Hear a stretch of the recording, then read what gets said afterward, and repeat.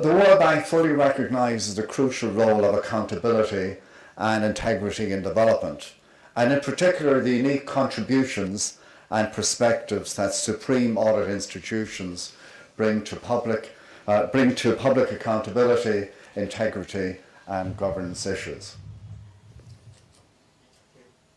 Here is it. Yeah, my presentation will cover 4 areas.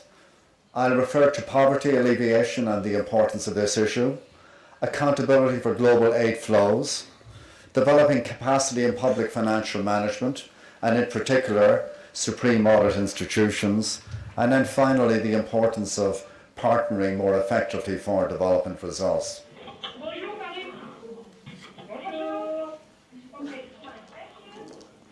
Can we reduce the lights a little bit, please?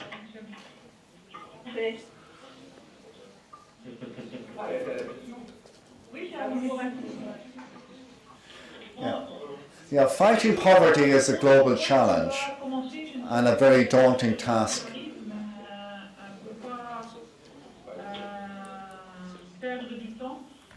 Relates to the poverty agenda. And I'd like to share 3 statistics with you to indicate the magnitude of the problem.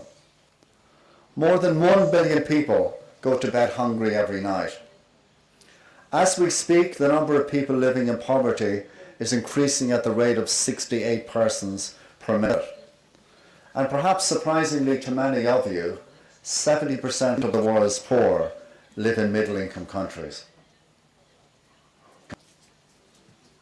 To support the alleviation of poverty and the negative impact of the food, fuel and financial crisis, bilateral and multilateral organisations made a staggering $500 billion available to support developing and transitional economies over the last 3 years. $500 billion.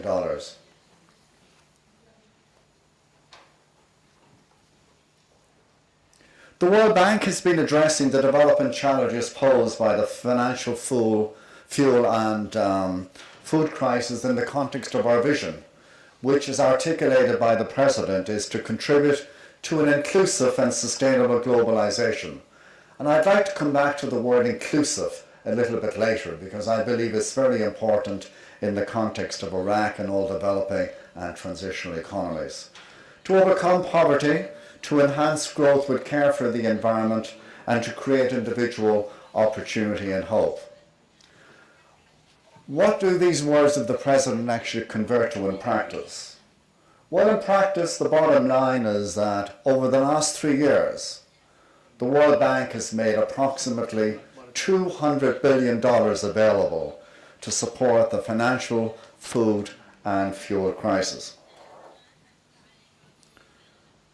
So, Mr. President, ladies and gentlemen, these figures indicate that there is a lot of money on the table.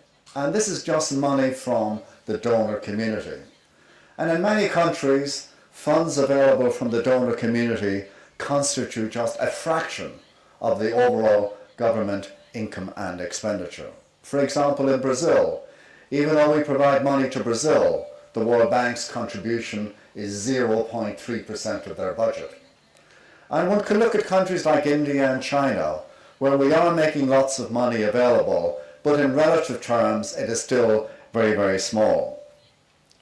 But the question is, how do we feel comfortable about making all of these funds available, of $500 billion made available through the donor community?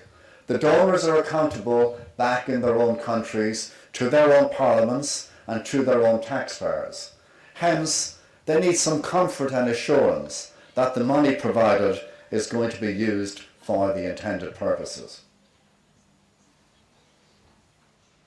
So how do we ensure proper accountability? How do we ensure that money does not just evaporate, it doesn't just leak, it just doesn't hemorrhage? How do we ensure that in fact it will end up for the intended purposes?